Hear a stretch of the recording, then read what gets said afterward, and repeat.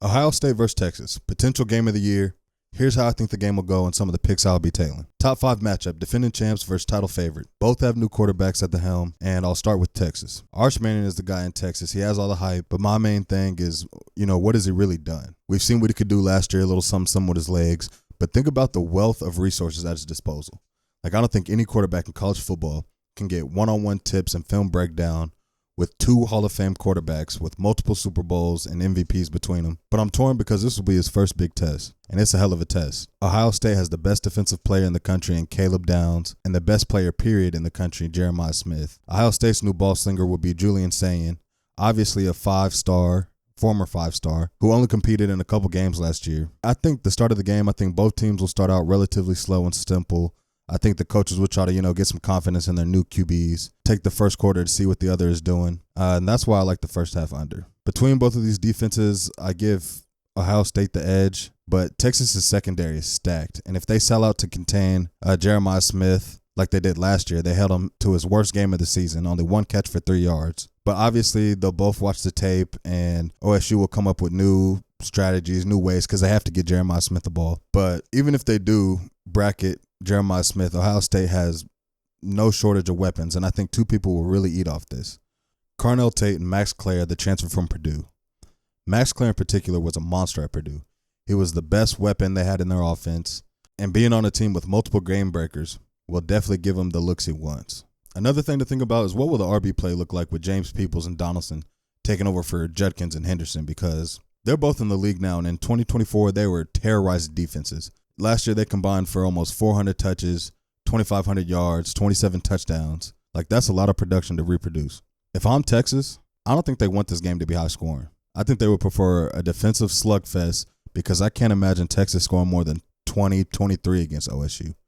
In the last 2 years, 29 games, Ohio State has only given up 23 points or more in 3 games. 23 in the national championship last year, 31 against Oregon that same year in Dillon Gabriel, and in 2023 against the eventual national champions, Michigan. But let's not get it twisted. The Texas defense ain't no slouches either. I think they have at least 6 first-round draft picks on the field. And I can tell you, as someone who played football for the last 10-plus years, defenses will always have the advantage beginning of the year. I think this game will have 2 new quarterbacks struggling against top-of-the-top upper-echelon defenses, and this game could come down to 2 or 3 mistakes by either QB. No matter who loses, you can see meltdowns by either fan base. And I promise you tomorrow there'll be all these overreactions in the media. They'll be calling either QB a bust, telling them to forfeit the season, all this hype. It's just early season.